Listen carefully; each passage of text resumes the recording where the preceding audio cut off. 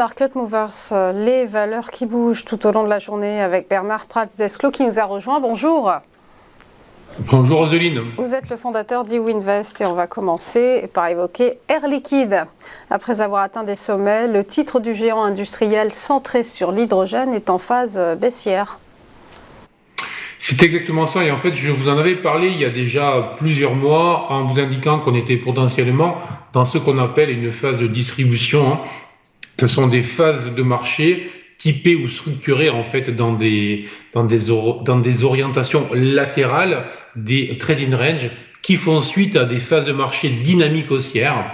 C'est vraiment, donc on connaît ça sur les marchés, sur le comportement des cours de bourse depuis plus de 120 ans. Donc ce n'est pas récent. Et la valeur s'était inscrite dans cette phase-là.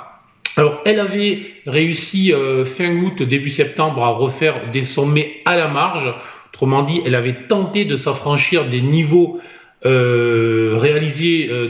sommets réalisés en fait au mois de juin sur les 167,94 exactement, et par 4 fois même, les acheteurs avaient échoué à franchir ce niveau-là. Systématiquement, lorsqu'on a ça, on revient sur le bas. C'est ce qui s'est passé en fait, et donc c'est ce qui s'est passé fin septembre, début octobre. Une tentative de rebond sur le niveau support, donc une zone de trading range comme je vous ai expliqué, autour des 155-156 euros. Et là, depuis maintenant cette séance, on a une valeur qui vient de passer de 166 à 153,16 euros ce matin exactement, et surtout qui a franchi en fin de semaine, vendredi, jour d'échéance, avec un peu plus de volume que d'habitude, ce qui est légitime et normal ce jour-là, mais rien d'extraordinaire non plus au niveau du volume, qui a franchi le niveau support et donc qui est revenu sur des niveaux que la valeur travaillait en fait en avril. Donc vous voyez, il y a eu quand même une baisse significative rapidement.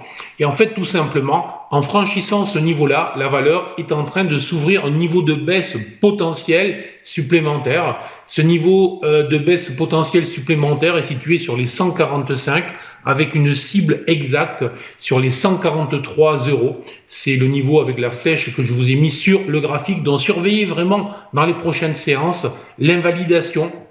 L'invalidation serait de voir la valeur retrouver le niveau support qu'elle a franchi en fin de semaine, c'est-à-dire avoir une clôture au-delà des 156 euros. Je dis bien toujours en clôture au jour pour s'assurer le fait que ce ne soit pas un mouvement juste émotionnel en séance.